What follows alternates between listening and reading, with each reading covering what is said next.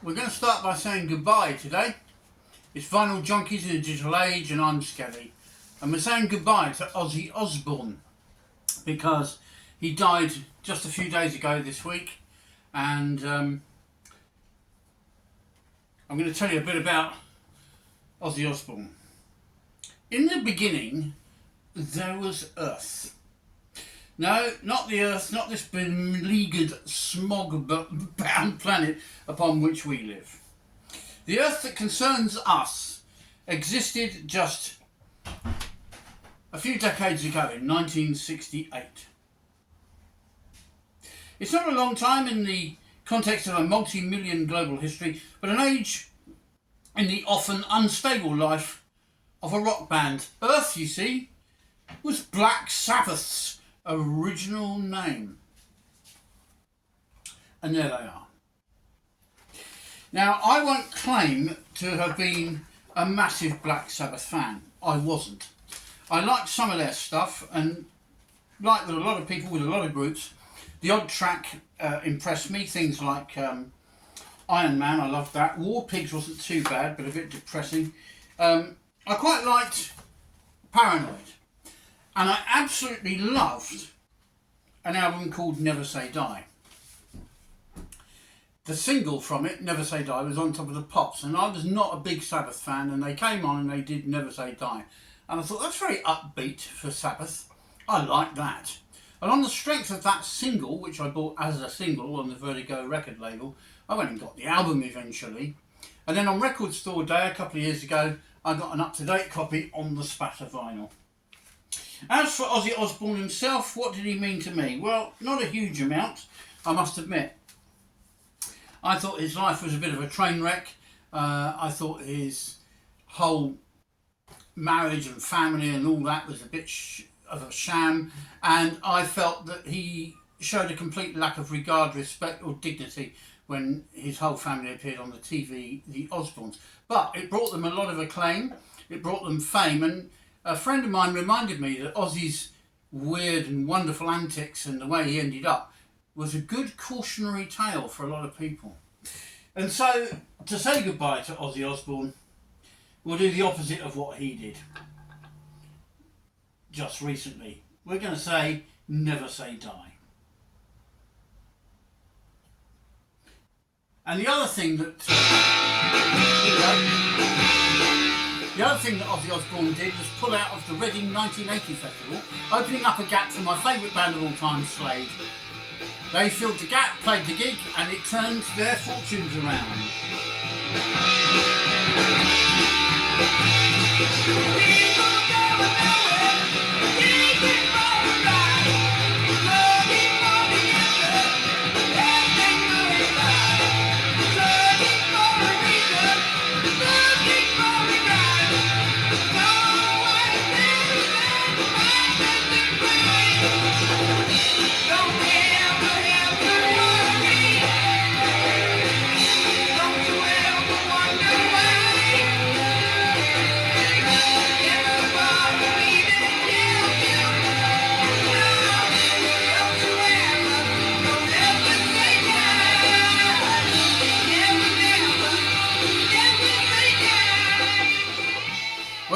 Life is not a rehearsal. Tomorrow's promised to no one. I did go and see Black Sabbath live once at the Hammersmith Odeon, and it was after Ozzy Osbourne got sacked. He got sacked after, I think it was not long after the making of this record. There it is on the spatter vinyl, Never Say Die, a Record Store release of which I am very, very proud. It's a nice record, and that is quite a good song, I think you'll agree. Never Say Die. I've lost the inner sleeve for this, never mind. We'll worry about that later. Okay, so the main purpose of the review today is a brand new vinyl album. It's The Revenge of Alice Cooper. And those of you of a certain age will probably remember in the 70s the excitement of waiting for a new album to come out or a new record from your favourite artist, and then you excitedly went to the record shop, usually on Saturday, because we were either at school or working the rest of the time, and you went and purchased the album, and the adrenaline and the excitement was just formidable. It was incredible.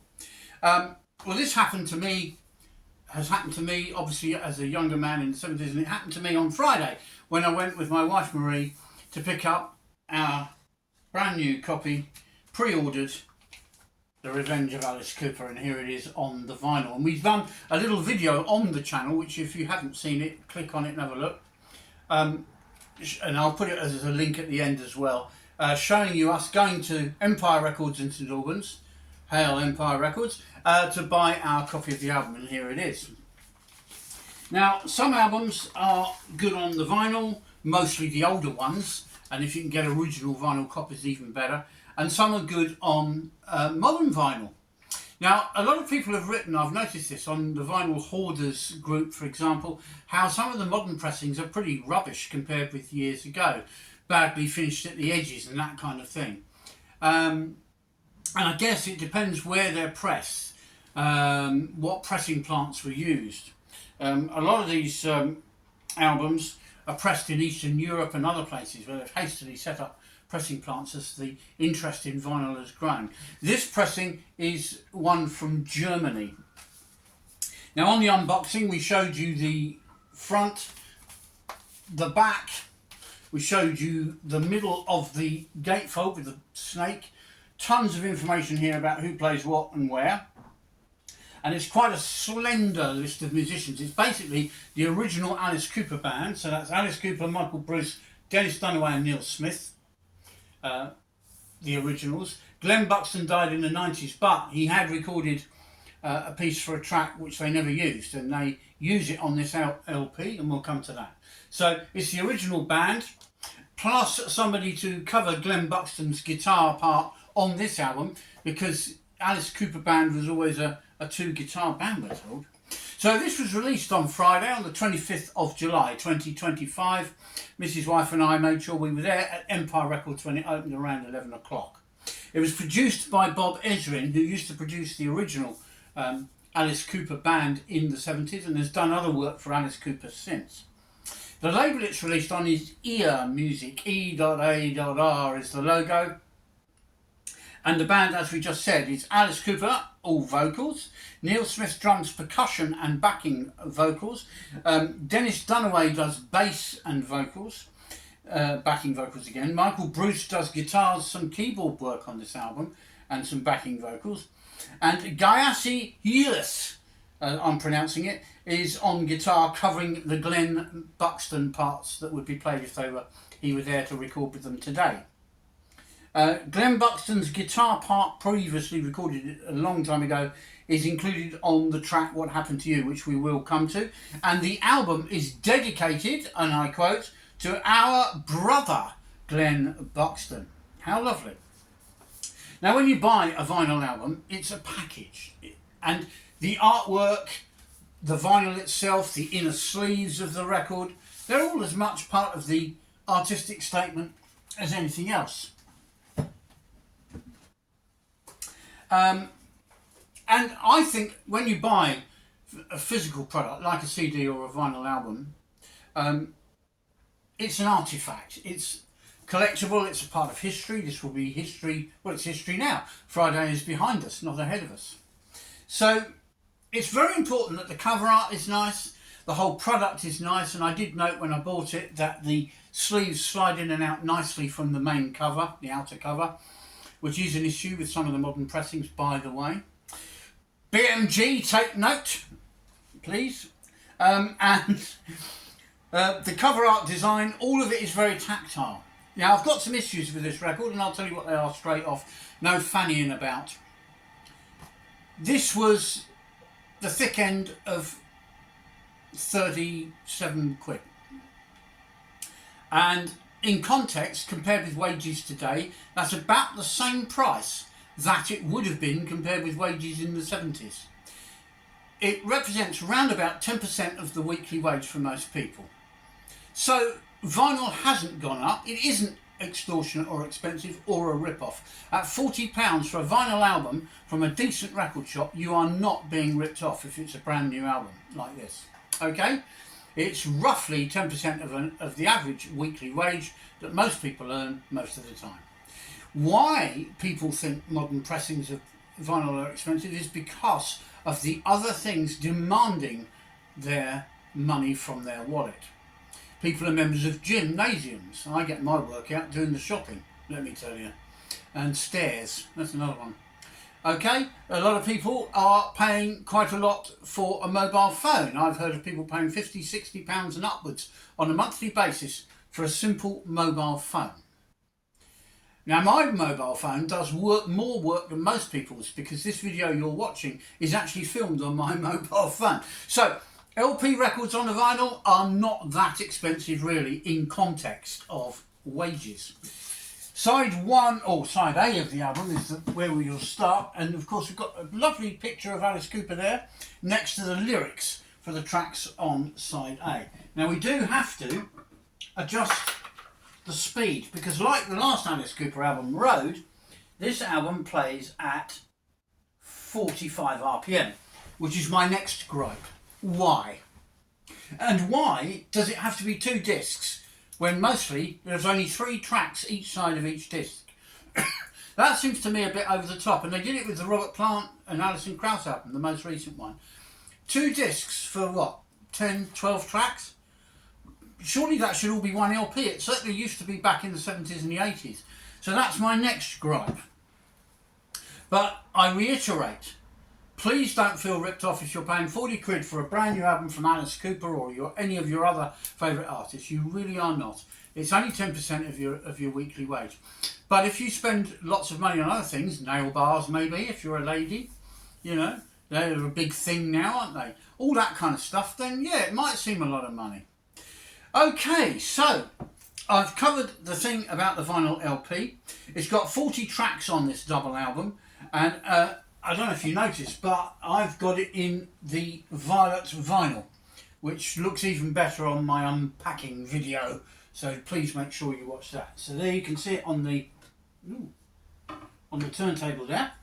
And what we're going to kick off with is the first track on side 1, before we get on with some other stuff. And we will talk about the tracks in a bit more detail shortly, but I think we ought to get going with some music just to start the video off.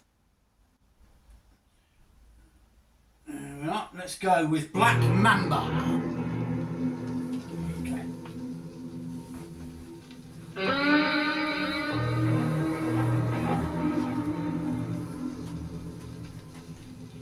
I think I'll hide inside your bed sheets, coiled into the folds of white. I'll just watch you while you're sleeping, darling, and decide if I should bite.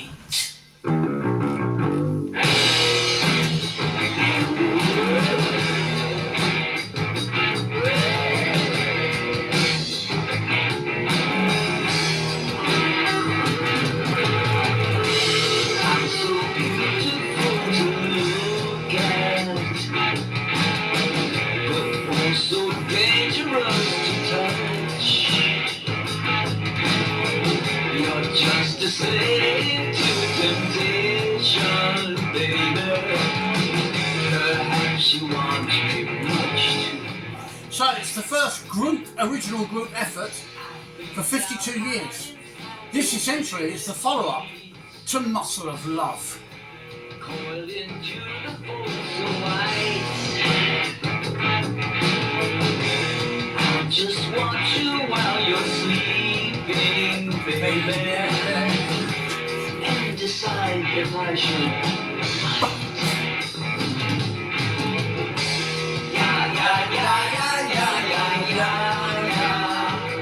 Let's hear you sing it.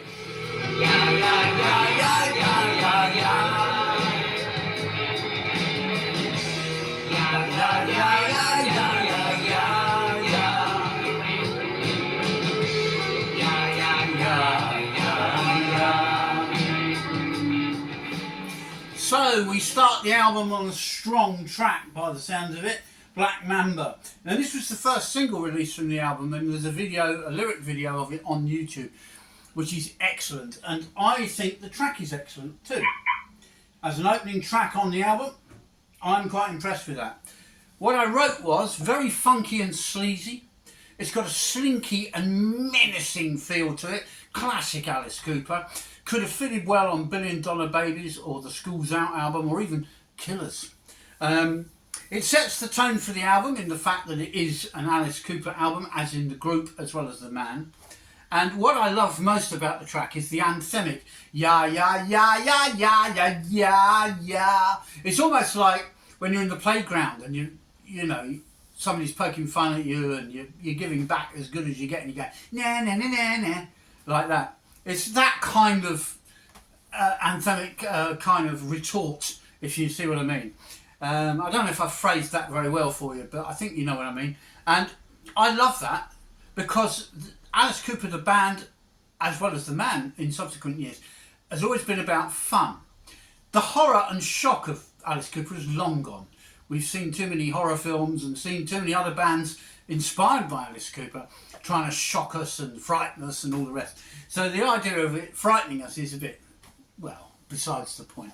So I gave that track a 9 out of 10. I think it's a very, very strong track to open up the album. And on side A of the LP, we carry on with 2 more tracks. Wild Ones, which is a good rocker, and the lyrics are a little bit kind of We Are the Wild Ones, and I guess they're referring back to their original days, so I think I can live with that. But then I watched the video on YouTube and oh bloody dear. So there's a good vibe to this nicely paced rocker. It's racing forward with intent. It's got a great chorus with some oh-wohs on it and some lovely tasty bass parts from Dennis Dunaway. But don't watch the video because the video is not wild. The song's Wild Ones, the video isn't.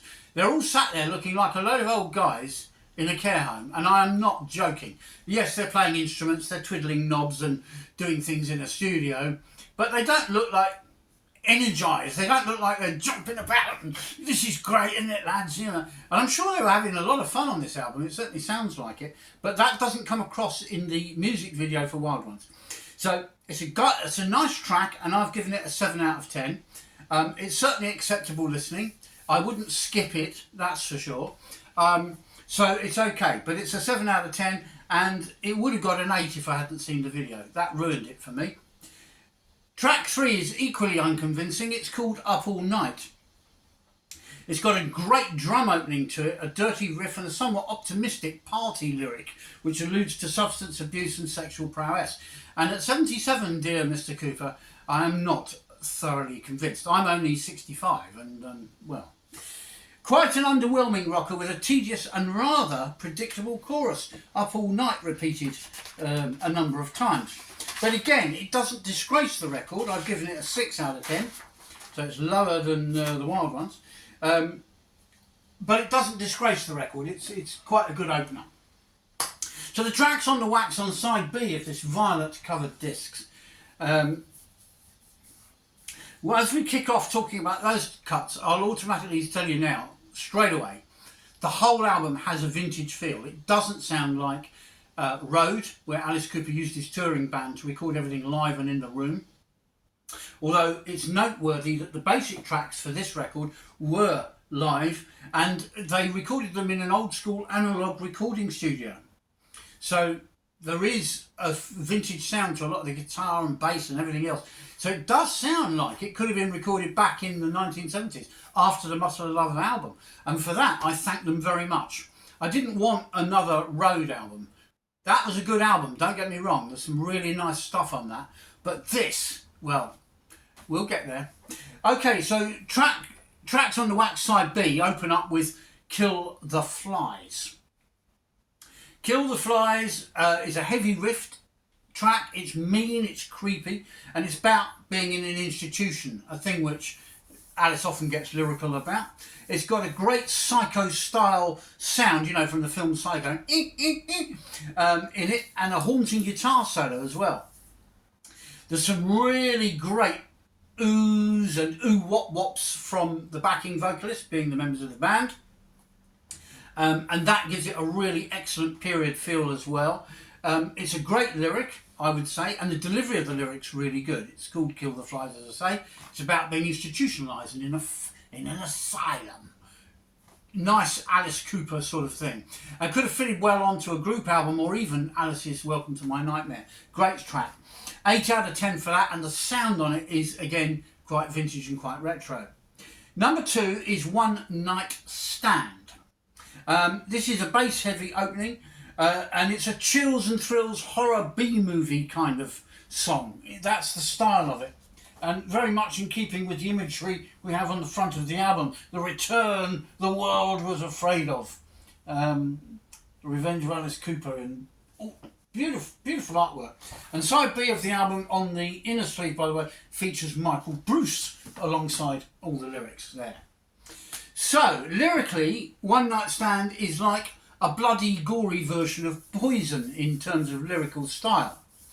Alice's vocal and Dennis's bass are really excellent on this track. Dennis Dunaway is a great bass player, very underrated, I think. He's often praised for his work on the original Alice Cooper Band records. It's the first track that matches, in my view, Black Mamba for former glories and sheer style. It's a standout track on side B, and it's 9 out of 10. Then comes the centrepiece of the entire album. And this is going to be hard to line up. So let's check. We have got this right. Yeah, we have. So this is going to be difficult to line up, but I'm going to have a go. Manfully, you know, and all that. We want to be about there. Okay, so we're going to cut into this track. I'm not going to tell you anything about it. I'm just going to get it going.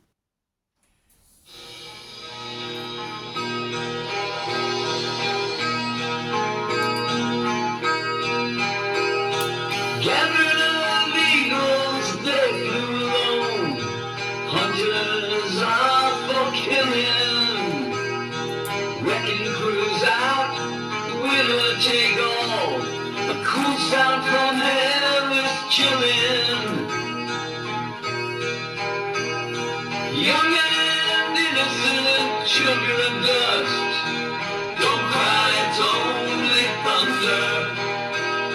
The angry silence of mice and men. Here I am, a stranger. Blood on the sun. Blood on the sun. Blood on the sun.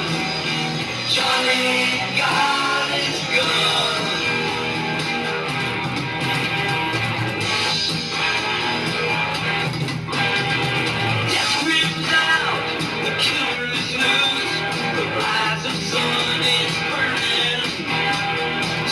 The fortune from dusk to dawn. War of the world's fate's turning. Flying tigers, 12 o'clock high. 1 minute to 0. All the young men between heaven and hell.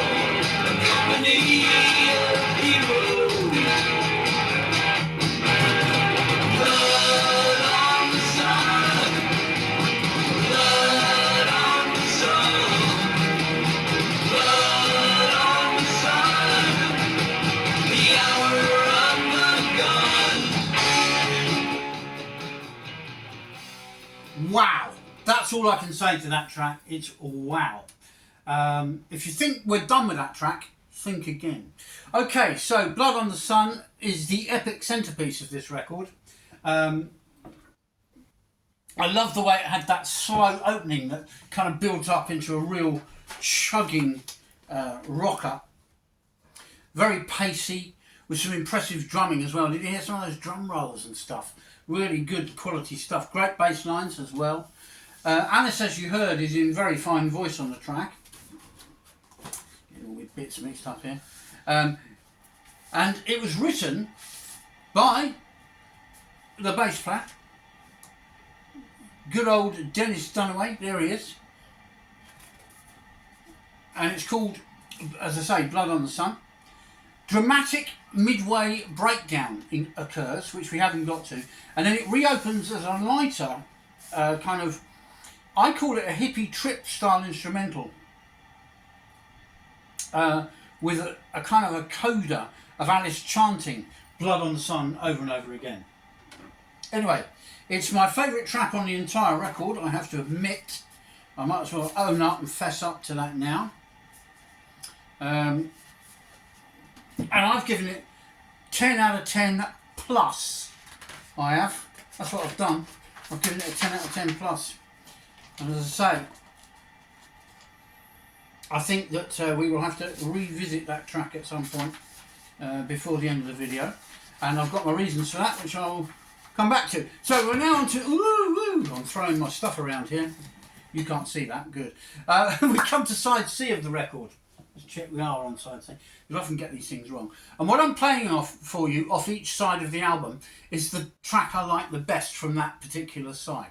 But don't get me wrong, and I shall repeat this, there is not one track I would skip. When we had the listening party the night before last, we sat through the entire thing, and in fact we started playing the whole thing again. That's how good it was. And I'll tell you some of the reactions at the end. So on Tracks on the Wax side C, oh yes, we have Crap That Gets in the Way of Your Dreams. Every now and again Alice Cooper has a very long title for a song. Annoying when you're typing your notes up, it doesn't quite fit on a line and the last word of the title goes to the line below. Oh well. A superb intro riff, a punky and very snotty rant and rage kind of thing. They're raging against the system. And the killer line on this track, I love some of Alice's lyrics by the way, always have. I never gave up, took a rip from my bong, and the world passed me by, and I wrote another song. I think that's brilliant. I'm going to read that again. I never gave up, took a rip from my bong, and the world passed me by, and I wrote another song. I give the whole track 9 out of 10. It really is killer. I'm not joking you. What these guys have come up with is very convincing indeed. I think this would have fitted well into their 70s canon. Yes, indeed. Track 2 is Famous Face, and oh my man, if I could play, I've got to choose which track to play off side C rather, and I'm torn between this and another one. My immediate reaction when I started reading the lyrics as I listened to the track was, ooh, ouch, meow, because it's a bitching lyric, as in being bitchy, that bites celebrity in the arse. It literally mocks the celebrity culture that seems to affect all our daughters and granddaughters and so on. And they all seem to think they've got to have their nails painted at 40 quid a pop. They all seem to think they've got to have their lips puffed up with some stuff called Botox. So this track really bites that in the arse in an impossibly sleazily phrased Alice Cooper. His voice is incredible on this. The vocal and the killer fussed out riff funks up this awesome rocker. And the killer line from this track is, and I love this so much, from Wall Street to Sunset Strip, you strut your junk around like you're hot shit. Oh, bloody Nora, I've got to play it. I'm sorry, I've been telling you about it and getting myself all wound up and excited about it because I've told you about it, so we've got to play a bit of this. Okay, Famous Face, 10 out of 10.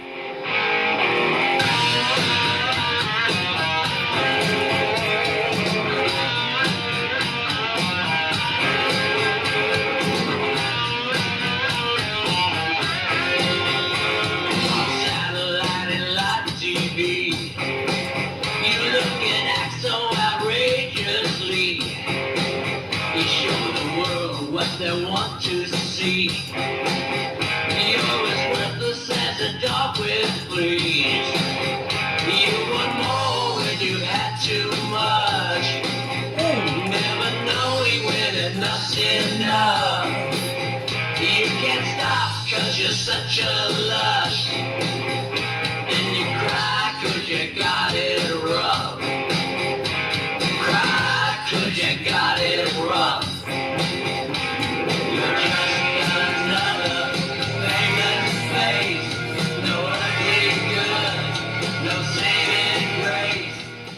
I couldn't resist, I had to play a bit of that. 10 out of 10, Famous Face. Does that sound brilliant or what? Come on.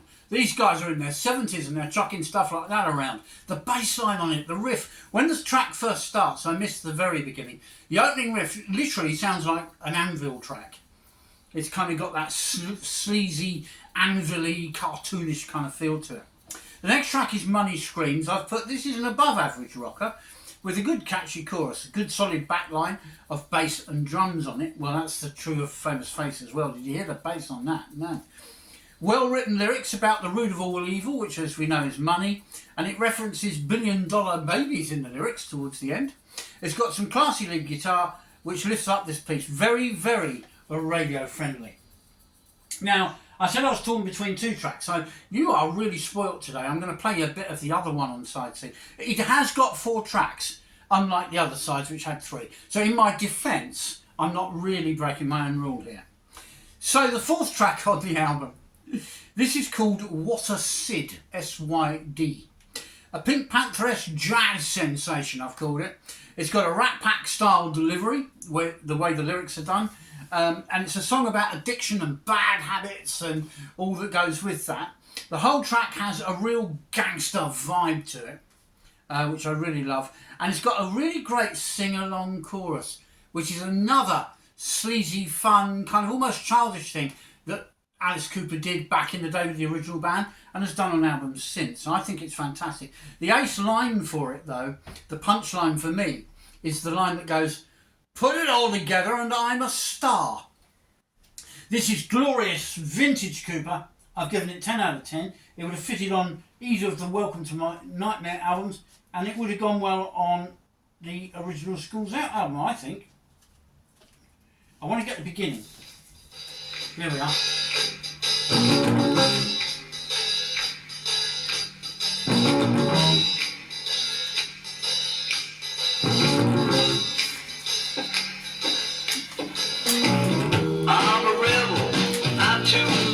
I got a scotch and soda, that's my crutch. First a letter and a bag of weed. I'm east of Eden and a real bad seed. I love to rock, but I need to roll. Ain't no shot that I won't grow old. I flash my cans and Nova smile. They give an inch and then I take a mile. Hey, wait.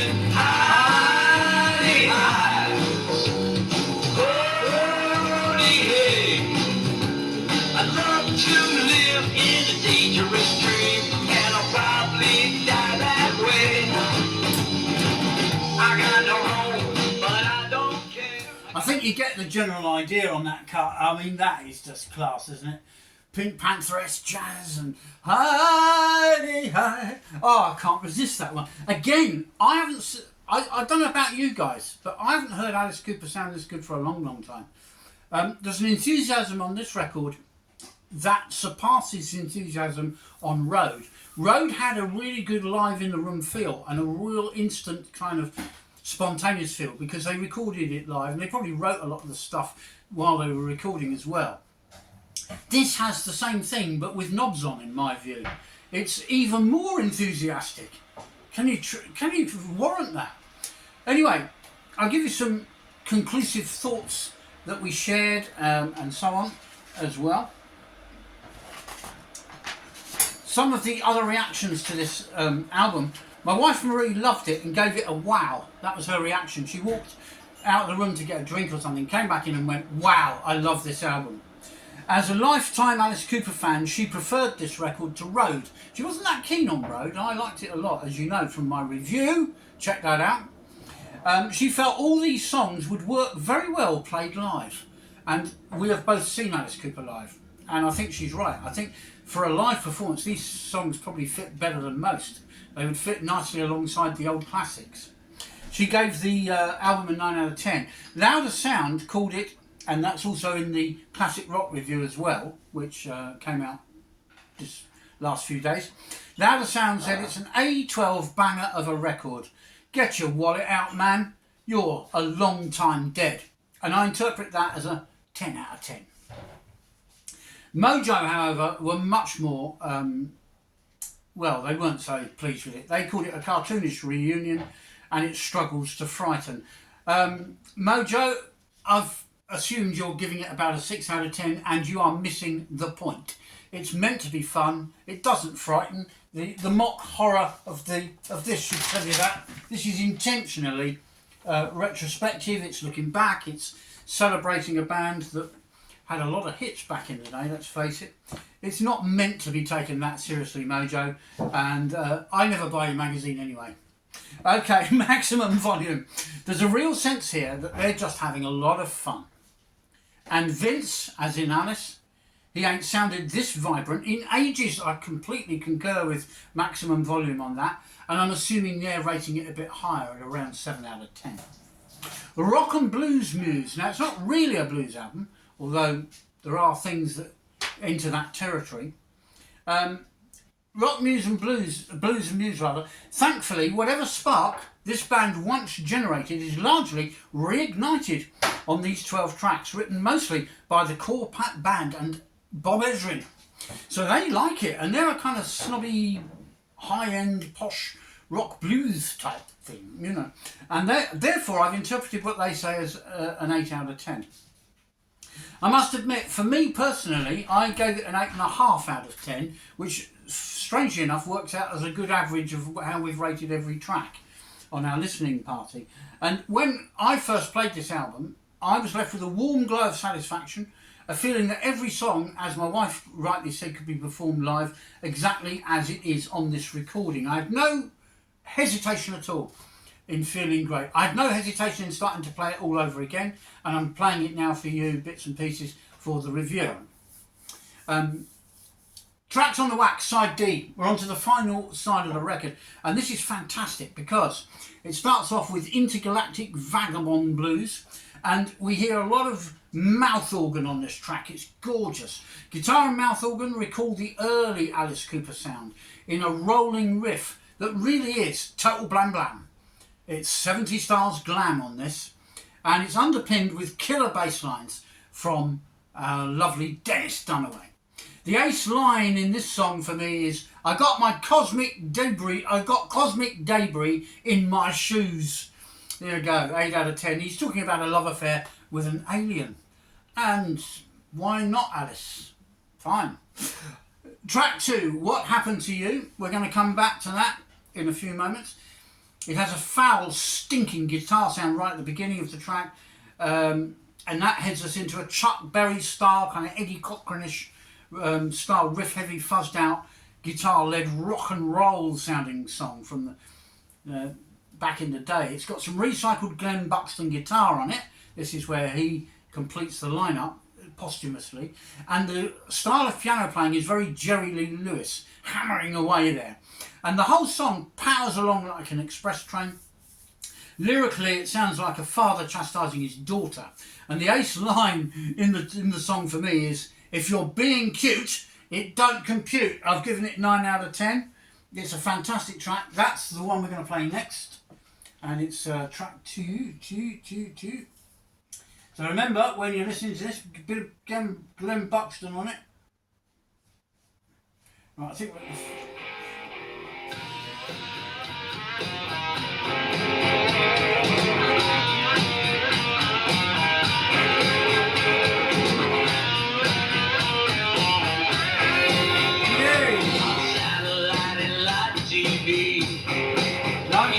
I'm playing I haven't flipped the record, have I? I'm playing the other track again. Sorry about that, guys. That was not intentional, but I bet you're not complaining. Okay, so let's go back to what we were saying. Whatever happened to you? Okay, that's another track. Here we go.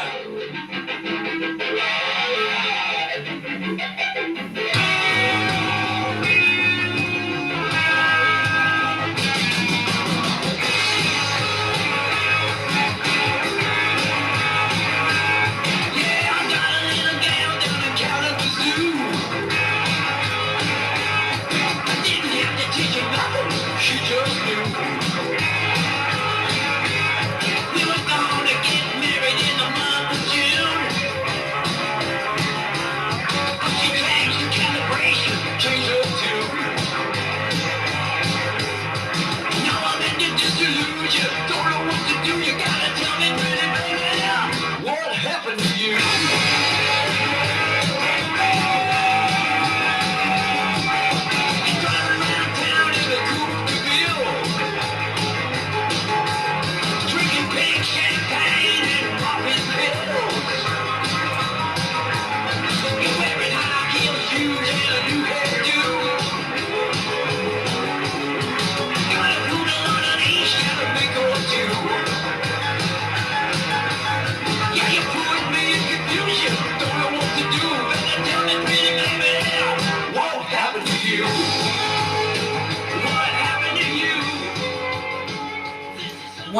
a track.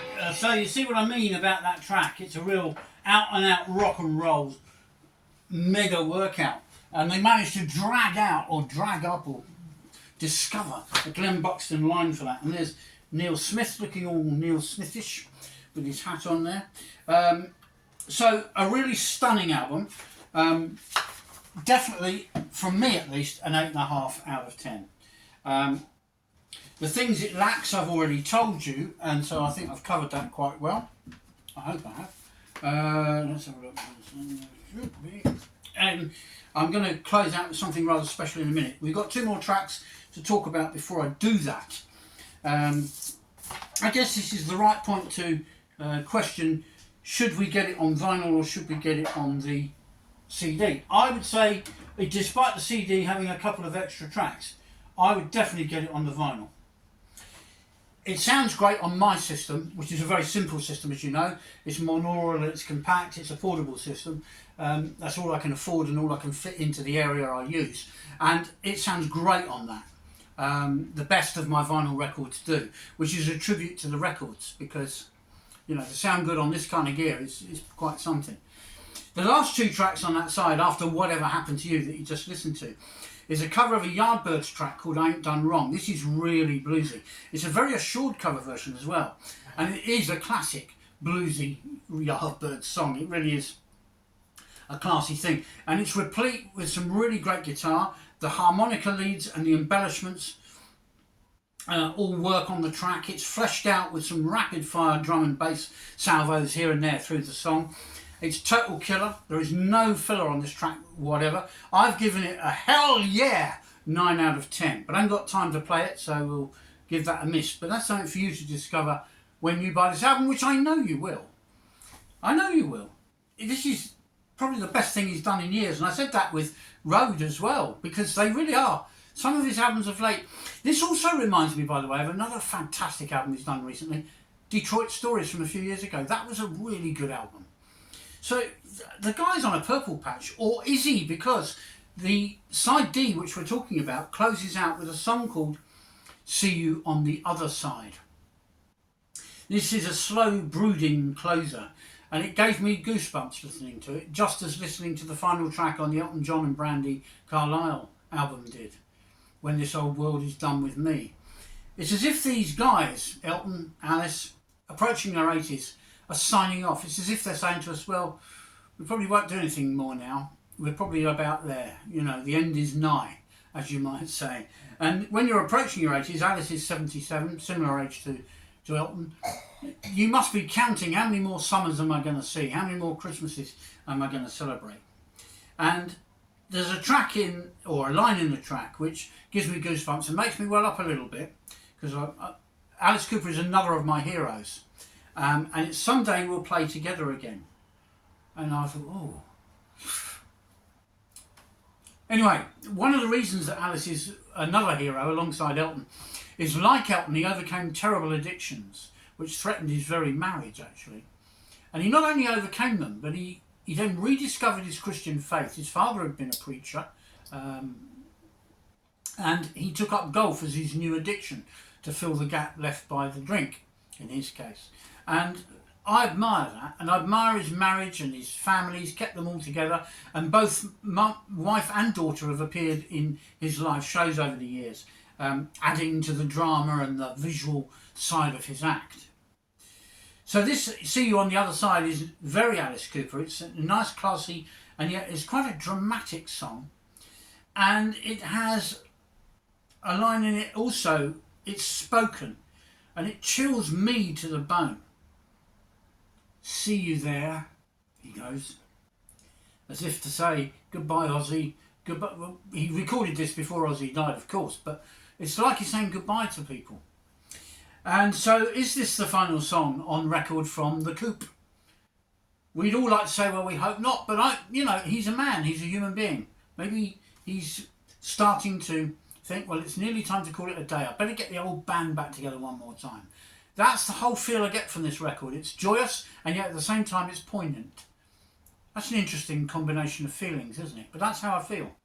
Some bits of it give me goosebumps, some bits make me laugh, some bits I think, oh, come on, lads, you could have done better than that.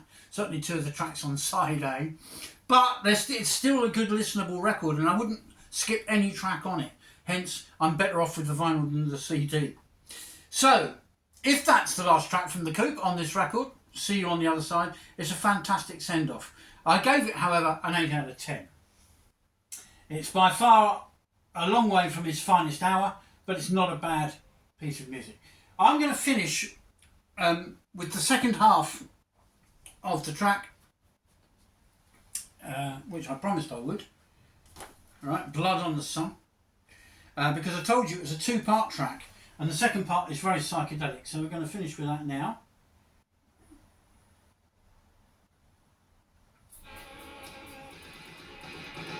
In a minute this bit closes out. That's the close out there, it's breaking down. So that's the end of the first part of Blood on the Sun.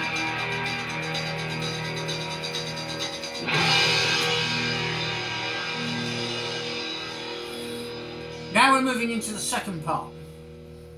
This is the bit I called a hippie trip psychedelic workout instrumentally.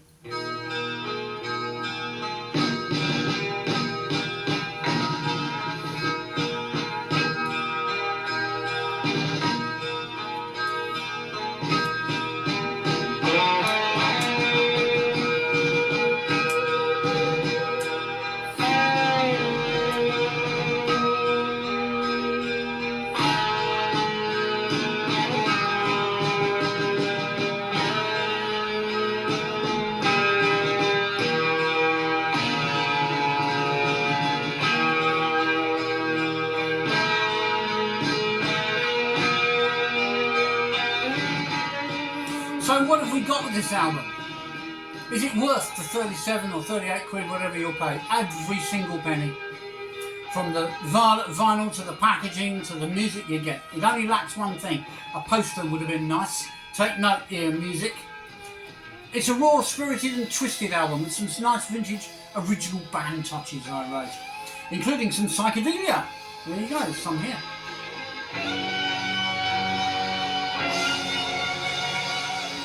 It's got some good solid guitar arrangements, mixed neatly with some tasty mouth organ, in a finely tuned, straight old school rock and roll album.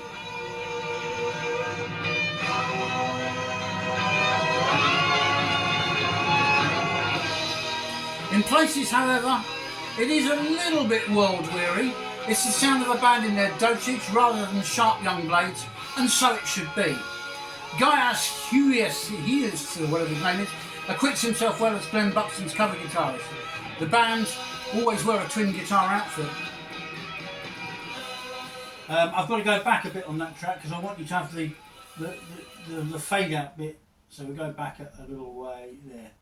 Okay, gone back to that now. As a follow-up to Muscle of Love, I feel back in the day it would definitely have held its own. And it shames much of today's rock radio, I'm sad to say. All stuff selected by algorithm or whatever they call it. I'm glad this was not released straight after Detroit Stories though. It would have eclipsed that album and that would not have been fair. CD versus vinyl, as I said, the vinyl plays well on my system. It's nice to own, it's tactile, to hold, to look at. It fits in with the mock horror B-movie imagery that you see. And so it's an 8.5 out of 10. Go and get the vinyl. What's stopping you? Keep on rocking. Thanks for subscribing.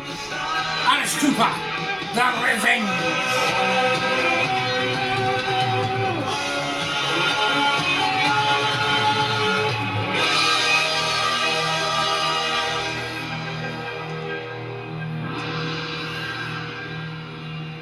Wow, what an ending. That's all, folks.